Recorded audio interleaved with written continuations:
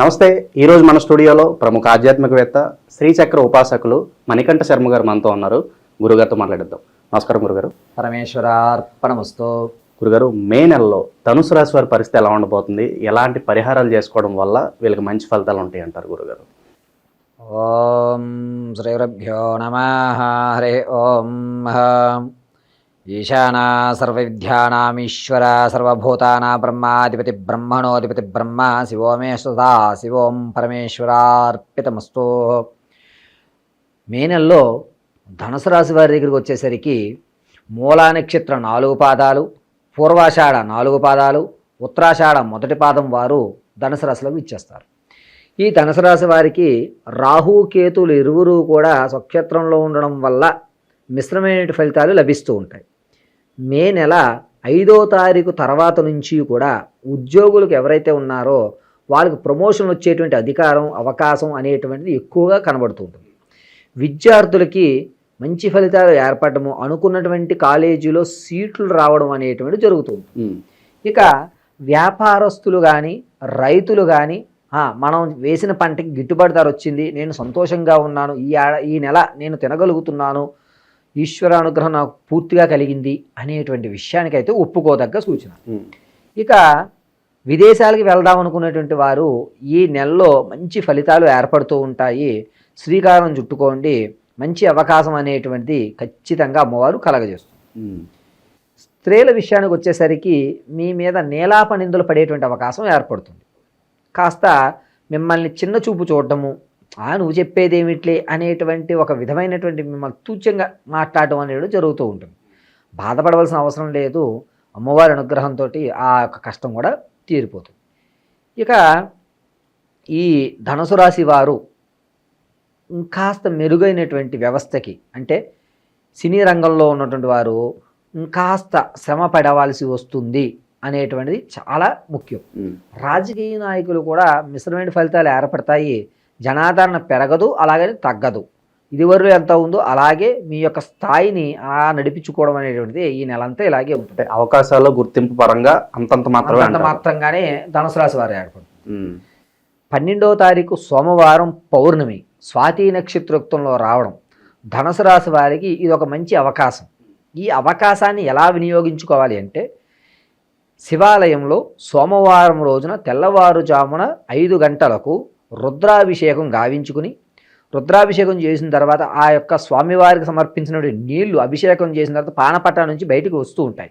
ఆ పానపట్టాలో ఉన్నటువంటి నీళ్లు మీరు ఒక రాగి చెంబులో పట్టుకుని శివనామ పంచాక్షరి చెప్పుకుంటూ నమ శివాయ నమః అని ఒక 108 సార్లు ఆ స్వామివారి అభిముఖంగా కూర్చుని జపించుకుని ఆ తీర్థాన్ని తీసుకోండి. మిశ్రమైన ఫలితాలు, అంటే ఒక స్థాయి నుంచి నేనున్నాను, నీకు ఏం కాదు నడు అని చెప్పి మనకి నమ్మకము, దారులు అనేటువంటి వాటంతట అవి ఏర్పడేటువంటి అవకాశం ఏర్పడుతుంది. అది కూడా మే 5 తర్వాతనే ఈ రెమెడీ, అంటే 12వ తారీఖు పౌర్ణమి సోమవారం స్వాతి నక్షత్రంలో చేయడం చాలా చెప్పదగ్గ సూచన. ఇక రైతులు పంట వేసిన తర్వాత మరొకసారి అవకాశం ఏంటంటే ఇంకొక బెటర్ అవకాశం మనకి కలగాలి అనేటువంటిది ఉంటుంది. వీళ్ళు ప్రతినిత్యము కూడా మీ యొక్క పంట పొలం గట్లు మీద మొత్తం 8 చోట్ల కూడా ఇంత బెల్లం ముక్క పెట్టడం వల్ల వీళ్ళకి తరువాతి పంట కూడా మంచి ఫలితం వచ్చేటువంటి అవకాశం ఏర్పడుతూ ఉంటుంది. గురుగారు, అలాగే సొంత ఇంటికి అలా నెరవేరే అవకాశం నాకు కనిపిస్తుంది ఈ మాసంలో. వీళ్ళకి కాస్త ఇబ్బందిగానే ఉంది. సొంత ఇంటి కళలకి అంతంత మాత్రమే. ఏదన్నా దానికి ప్లానింగ్ అనేటువంటి దాన్ని ఇప్పుడు ఎవరన్నా అనుకుంటే కనుక నా సలహా మేరకు మే 18 తర్వాత మీరు ప్లాన్ చేసుకోండి. అంటే చూడడం కానీ ఏదన్నా సరే 18 తర్వాతనే శ్రీకారం చుట్టుకోండి. 18వ తారీఖు తర్వాత అయితే అవకాశము మీరు అనుకున్నటువంటి బడ్జెట్లోకి రావడము సరే మనకి కుదురుతోంది, వాస్తుపరంగా కానీ దిశపరంగా కానీ లేదా మనకు అనుకూలమైనటువంటి ఆర్థిక వ్యవస్థలో కానీ నడుస్తూ ఉంటుంది. ఇక ఆరోగ్యపరంగా ఎలా ఉంటుంది గురుగారు వీళ్ళకి ఈ మాసం? ధనుసు రాశి వారికి ఆరోగ్యం అనేటువంటిది కాస్త ఇబ్బంది అనేటువంటిది జరుగుతూ ఉంటుంది. ముఖ్యంగా నరాలకు సంబంధించినటువంటి ఇబ్బందులు కలిగేటువంటి అవకాశం ఉంటుంది. చెప్పాను కదండి, 12వ సోమవారం రోజున మాత్రం వీరికి మంచి అవకాశానికి శివాలయానికి వెళ్ళడం వల్ల ఆరోగ్య సమస్య అనేది కొంచెం తగ్గుతుంది. కానీ మరీ ఎక్కువగా సర్జరీ జరిగేటువంటి ప్రమాదం అయితే ఉండదు, ఇది ఖచ్చితం. రెండోది ఏమిటంటే గర్భిణీ స్త్రీలు మాత్రం కొంచెం జాగ్రత్త వహించాలి. మీకు తెలియకుండానే మీ యొక్క కడుపులో ఇబ్బంది కలిగేటువంటి అవకాశం కలుగుతూ ఉంటుంది. కాబట్టి ఎప్పుడూ కూడా నిరంతరము డాక్టర్ పర్యవేక్షణలో ఉండడం చాలా మంచిది ధనుసు రాశి వారు ఈ మే నెల అంతా కూడా. గురుగారు, ఈ నెల వీళ్ళకి ఆర్థిక స్థితిగతి ఎలా ఉంటుంది? ఎవరన్నా ఏదన్నా వ్యాపారాలు మొదలు పెట్టాలంటే కనుక ఏ రంగాల్లో వీళ్ళు పెట్టుబడులు పెడితే బాగుంటుంది అంటారు? వీళ్ళు ధనుసు రాశి వారికి స్టాక్ మార్కెట్లో పెట్టుకోవచ్చండి. తదనంతరం వచ్చేసరికి వీరు కోళ్ళలో అంటే నాన్ వెజ్ రిలేటెడ్ ఏదైనా బిజినెస్ ఏదైనా సరే చేసుకోవచ్చు. కోళ్ళకు సంబంధించి కానీ పౌల్ట్రీ బిజినెస్, పౌండ్రీ అని కాదండి, మాంసానికి సంబంధించినటువంటి వ్యవస్థలు పెట్టుకోవచ్చు వీరు. మాంసం దుకాణాలు లేదంటే కనుక వీరు వస్త్రానికి సంబంధించి పంటలకు సంబంధించి ఎరువులు ఉంటాయి కదా, ఆ ఎరువుల వ్యవస్థలో కూడా వీరు ఈ రంగాన్ని ప్రారంభం చేయవచ్చు.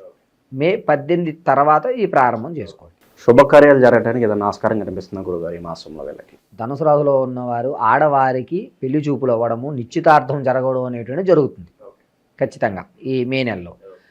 ఇక వివాహానికి పూర్తి అయ్యేటువంటి అవకాశం అయితే లేదు, కానీ నిశ్చితార్థం వరకు ఖచ్చితంగా జరిగేటువంటి అవకాశం ధనుసు రాశి వారికి నిండుగా కనబడుతోంది. గృహప్రవేశం చేసేటువంటి అధికారం అనేటువంటిది ఉంటుంది, కానీ కాస్త చికాకులతో సంబంధించిన గృహప్రవేశం చేసుకోవాలి. అంటే బంధువర్గంలో ఎవరో ఒకరు ఏదో ఒక ఇబ్బందులు పెట్టి ఏదో చేసాంలే అన్నట్టే తప్ప గృహప్రవేశం నిశ్చితార్థం అయితే ఖచ్చితంగా అవుతుంది. అలాగే గురుగారు, ఉద్యోగస్తుల్లో ఈ నెల ఉద్యోగాలు మారాలి, వేరే కంపెనీకి వెళ్ళాలి అని కొంతమందిలో భావన ఉంటుంది. మరి అలా మారటం ఈ నెల సరైనది? వాస్తవానికి ఒక ప్రదేశం నుంచి ఇంకో ప్రదేశానికి అనేటువంటిది మారే అవకాశం వద్దు. అక్కడే ఉంటే బాగుంటుంది. ఎక్కడ వాళ్ళు అక్కడ ఉండడం వల్ల మీ యొక్క స్థితిగతులు అనేటువంటివి అవకాశాన్ని ఏర్పరచుకోవడానికి మే 28వ తారీఖు తర్వాత వస్తుంది. కాబట్టి ఇంకొక 2 రోజులు అయిపోతే మే నెల అయిపోతుంది. జూన్లో ప్రారంభం చేసుకోండి. గురుగారు, ఇంకా మంచి ఫలితాలు పొందడానికి ఏదన్నా రెమెడీస్ ఉంటే తెలియజేయండి ఈ రాశి వారి కోసం. ధనుసు రాశి వారు ఇంకా అధికమైనటువంటి ఫలితాలు పొందాలి అనుకుంటే కనుక వీరు ప్రతి శనివారము తలస్నానం ఆచరించి హనుమాన్ దేవాలయంలో జిల్లేడు ఆకు తీసుకుని ఆ ఆకు మీద సింధూరాన్ని ఉంచి దాంట్లో కాస్త నెయ్యి అభికరించి ఆ ఆకు మీదే శ్రీరామ శ్రీరామ అని మీరు 108 సార్లు ఇలా ఈ వేలుతో మాత్రమే శ్రీరామ అని అదే ఆకు మీద అలాగే రాసిన దాని మీద మళ్ళీ శ్రీరామ శ్రీరామ శ్రీరామ అంటూ రాసి 108 పూర్తి అయిన తర్వాత హనుమత్ పాదాలకు అర్పించేయాలి. స్వామివారికి అర్పించడం వల్ల వీరు మిశ్రమైనటువంటి ఫలితాలు, ఎక్కువ ఇంతకు ముందు వచ్చేటువంటి ఫలితాల కంటే అధికమైన ఫలితాలు పొందడానికి మంచి అవకాశం కలుగుతుంది. ఓకే, చాలా బాగా వివరించారు గురుగారు, ధన్యవాదాలు. పరమేశ్వరార్పణమస్తు.